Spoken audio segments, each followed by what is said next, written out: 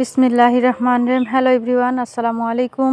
ইউটিউবের সকল ভাই ও বোনেরা, আশা করছি আপনারা সবাই অনেক ভালো আছেন। আলহামদুলিল্লাহ, সৃষ্টিকর্তার অশেষ অশেষ রহমতে আমিও ভালো আছি। তাই চলে আসলাম আবারও ছোট্ট আরেকটি ব্লগ ভিডিও নিয়ে। আশা করছি আপনারা সম্পূর্ণ ব্লগটির সাথেই থাকবেন। যদি আমার এই ভিডিওটি আপনাদের কাছে ভালো লাগে, অবশ্যই চ্যানেলটি সাবস্ক্রাইব করে পাশেই থাকবেন। আর ভিডিওর শুরুতে একটা লাইক দিতে একদমই ভুলবেন না। আজকে আমার এই ভিডিওটি শুরু করেছি আমার সংসারের কিছু কাজকর্ম নিয়ে। আশা করছি আপনাদের কাছে ভালো লাগবে। আসলে আল্লাহ তাআলা আমাদেরকে কখন কিভাবে কী অবস্থায় রাখবেন সেটা কিন্তু আমরা নিজেরাও জানি না, তাই না? আমি তো বললাম যে আমি ভালো আছি আলহামদুলিল্লাহ। আমি জানি না যে আপনারা কে কী অবস্থায় আছেন, কে ভালো আছেন, কে কতটা খারাপ আছেন। তারপরেও আমরা যে যেই অবস্থায় থাকি না কেন, সৃষ্টিকর্তার কাছে সবসময় শুকরিয়া আদায় করতে হবে, তাই না? আল্লাহ তাআলা হচ্ছেন উত্তম পরিকল্পনাকারী। তিনি আমাদেরকে যেটা ভালো মনে করেন তখন কিন্তু সেটাই আমাদের সাথে হয়, তাই না?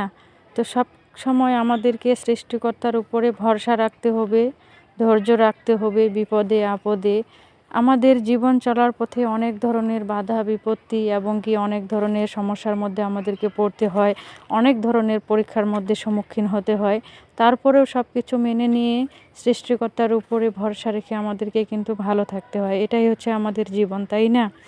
আমি খুবই সাধারণ একজন মানুষ, আর সাধারণভাবে চলাফেরা করতে আমি অনেক বেশি পছন্দ করি।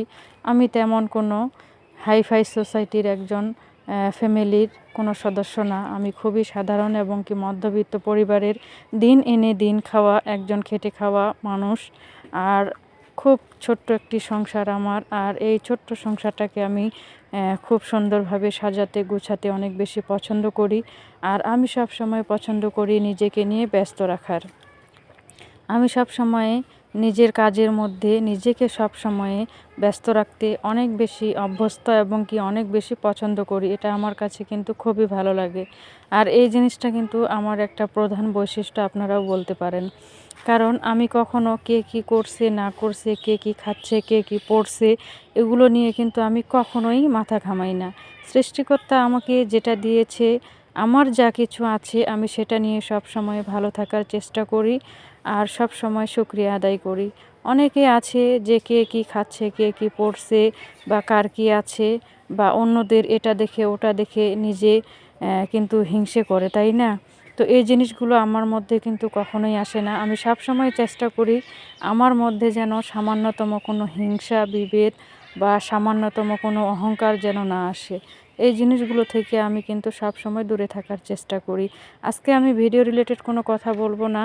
তো আশা করছি আপনাদের কাছে আমার এই কথাগুলো ভালো লাগবে। তো আমি সব সময় চেষ্টা করি আমার হাজব্যান্ডের যা কিছু আছে, আমি কি পাইনি সেটা নিয়ে আমি কখনোই ভাবি না বা কখনোই মন খারাপ করি না।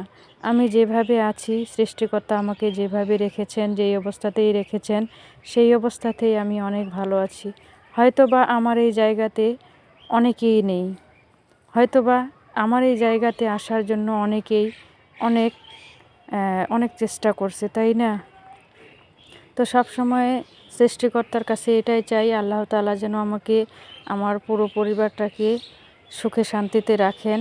যেভাবে আছি এভাবেই যেন ভালো থাকতে পারি, আর সব সময় যেন আল্লাহ তাআলা সুস্থ রাখেন। সুস্থ স্বাভাবিক জীবনযাপন করার যেটা প্রয়োজন সেটা যেন আমি পাই, সেটা নিয়েই আমি সব সময় সন্তুষ্ট থাকার চেষ্টা করি। তো আমার আজকের এই ভিডিওটি কেমন লেগেছে অবশ্যই আপনারা কমেন্টে জানাবেন। আর যদি ভালো লাগে চ্যানেলটি সাবস্ক্রাইব করে পাশেই থাকবেন। আল্লাহ হাফেজ।